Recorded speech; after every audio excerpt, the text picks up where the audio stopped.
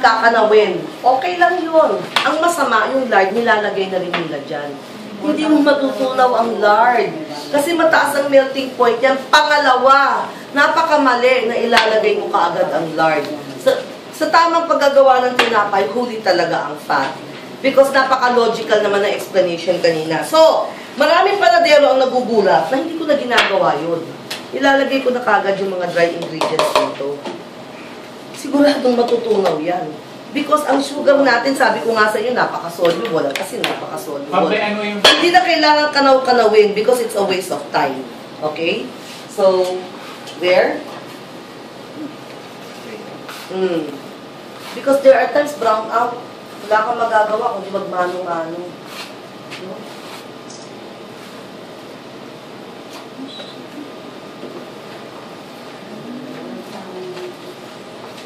Siguraduhin yung hindi mabubutas dahil pag tumakbo ang tubig, ang hirap habulin. Dire-diretso yan.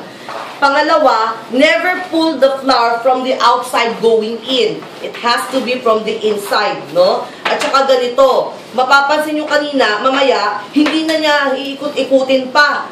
Because ang objective niya, basain kagad tong harina, no? Para wag tumakbo ang tubig. Tingnan nyo paano yung gagawin.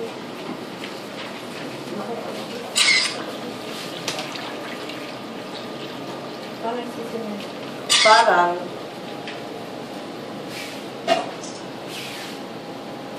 ang wedding ring. Hindi mo sukat.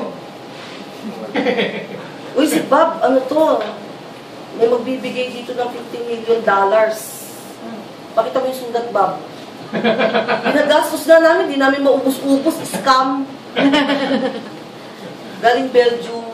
Kung bibigyan ka $50 million, sulat-sulat lang. Abay, dapat may abogado na nagpupunta rito at patutunay, ikaw ba talaga si Bob, di ba? $50 million? Sister, scam yun eh. Spam sa email yun. Hindi, nil talaga. May postal ad. Pakita mo nga ba yung katibayan ng $50 million mo? Saan niya i-claim sa Uganda, sa South Africa? Pakita mo ba? Sabi ko nga, bumili na siya ng van. Kasi driver niya, siya, misis niya, katulong ng misis, yaya ng anak, di ba, no? Chef. O, ganun na bigla. Butler. May pastry chef pa. Pag yumaman si Bob, distansya na ako sa kanya. Siyempre, iba na yung friends, si Manny Pacquiao na. Bakit mo yung 50? Asa na yung sulat? Ha? Nasa bahay, baka manakaw mo doon. Iban kayo yung pamako nga. Ibang mag-claim.